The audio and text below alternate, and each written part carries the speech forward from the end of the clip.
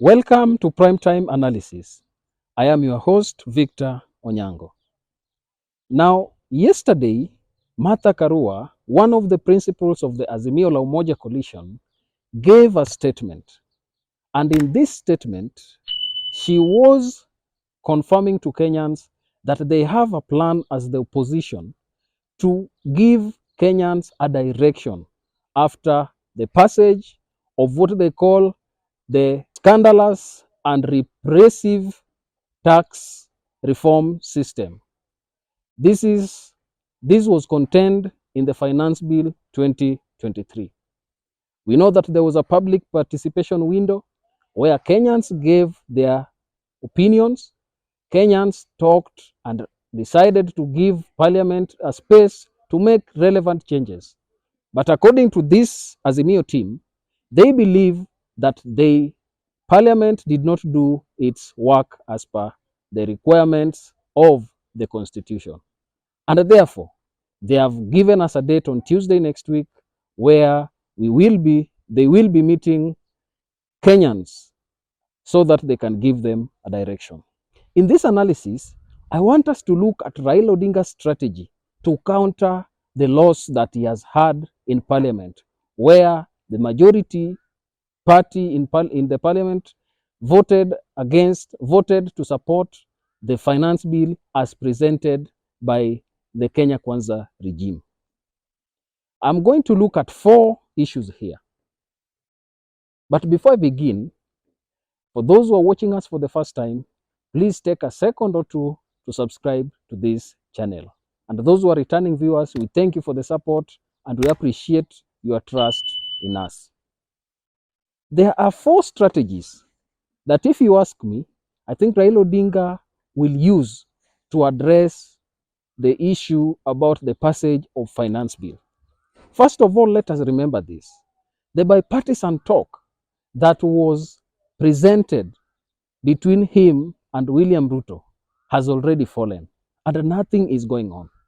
The other time they gave a threat and they said that if that bipartisan talk is not revived, then they shall call for demonstrations. Up to now, they have not called for that demonstrations.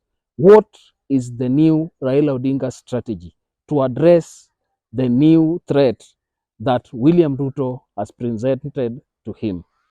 What I expect to happen on Tuesday, the first thing that I think Raila Odinga will do is that they can call for nationwide dialogue.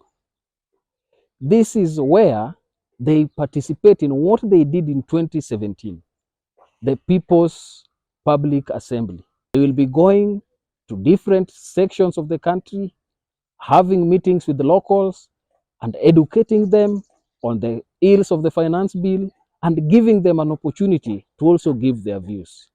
After that, they will go around all the 47 counties. Once they finish that, they will then call for nationwide demonstration. That is my thought. Because if they do this, they will have an opportunity to make Kenyans feel more angry. They will also have an opportunity to educate Kenyans on some of the promises that William Ruto made, but they did not fulfill them. So this is one of the things that I think Raila Odinga on Tuesday can call and tell Kenyans. The second thing that I think Raila Odinga will do is that they can decide to call for self-determination. I know that is quite extreme, but if you remember the meeting that was held at Yatta Farm, where Kalonzo Musyoka went for Thanksgiving session, we remember that Mwangi wa Iria, who was in that meeting, talked about self-determination and secession. We also remember Wamalwa Eugene also talking about self-determination and secession. We also remember Raila Odinga and also Kalonzo Musyoka talking about the plans to secede, especially for those parts of the country that are not considered to be part of the shareholder, as Gachagua puts it. Now, this is one of the routes that they can follow. But what are the challenges that this present? Raila Odinga, for me, if you ask me, it is not in his interest that people secede, but it is a way of showing defiance that Kenyans are tired of the ills of this regime. If you look at how Raila Odinga has been dealing with these plans and how he has been addressing Kenyans all over, he has been one who is championing for unity. But when there is no opportunity for Kenyans to get together, what can Kenyans do? It is for this reason that I think Raila Odinga can amplify this call for self-determination. And therefore, those regions that might think that they are not included in this government, they can call for self-determination. And this will not go until the end because it is a strategy to push this government into action. The third idea that I think Raila Odinga can present to Kenyans on this Tuesday is that he can call for demonstrations. But for me, if you ask me, the time is still not ripe for demonstrations. But remember how many threats Raila Odinga has given talking about demonstrations. I think if any other option can present itself, he can also call for demonstrations on that day. The demonstrations, right now you've heard as the debate of finance bill was going on, Kenyans from all walks of life complained about the ills of this regime.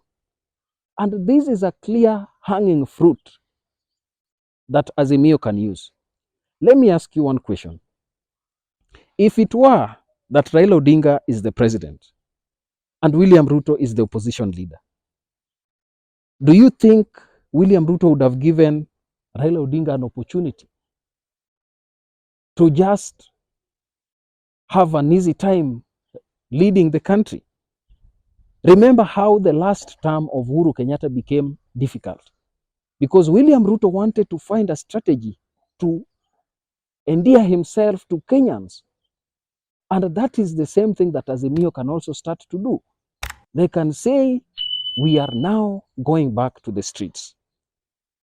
But for me, I am of the opinion that Raila Odinga should still not call for demonstration right now.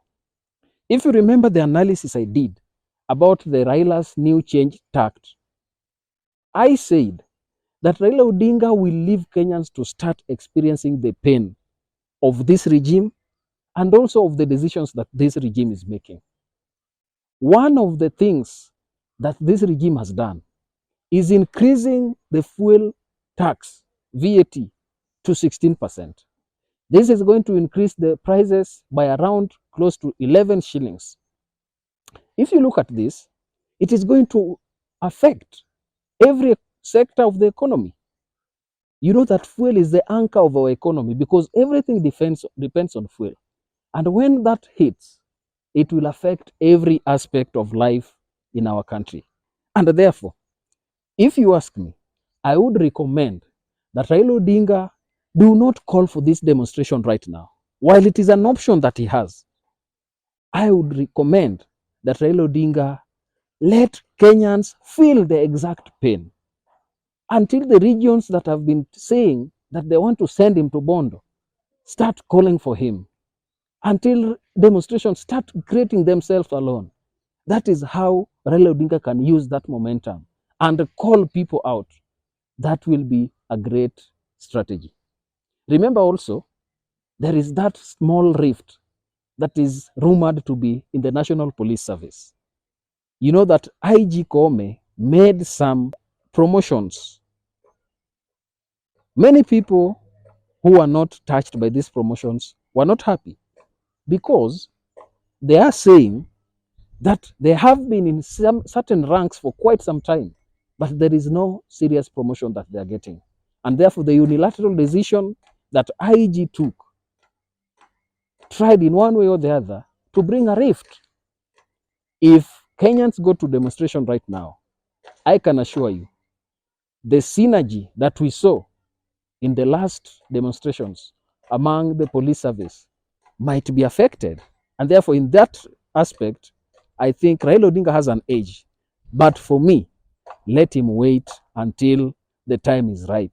until the impact of Finance Bill 2023 starts hitting Kenyans on their table. The fourth option that I think Raila Odinga has here is that Raila Odinga might start again by giving William Ruto warnings.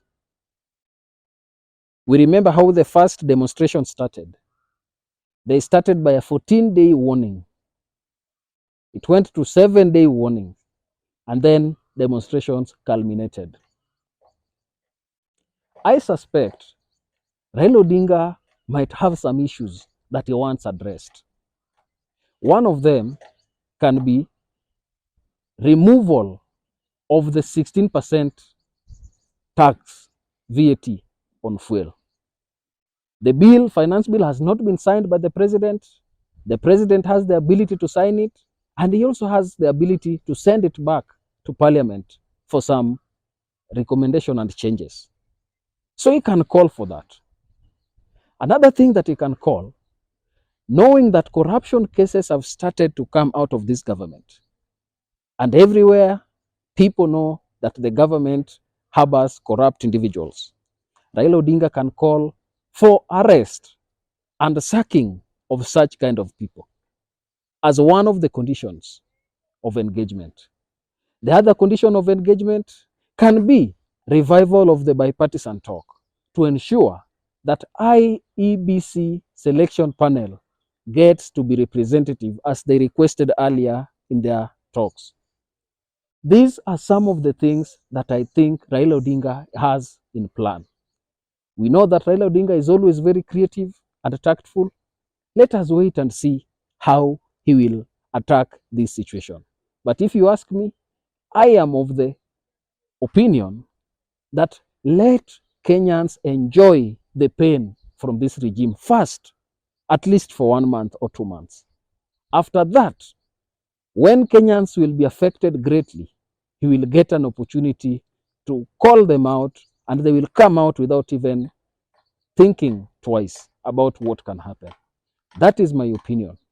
I don't know what is your opinion about it. You can talk to us down in the comment section. Give us your views. Do you think Raila Odinga has any other secret that he has hidden that we have not talked about?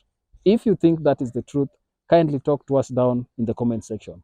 Remember to like, share this video, and also subscribe to our channel.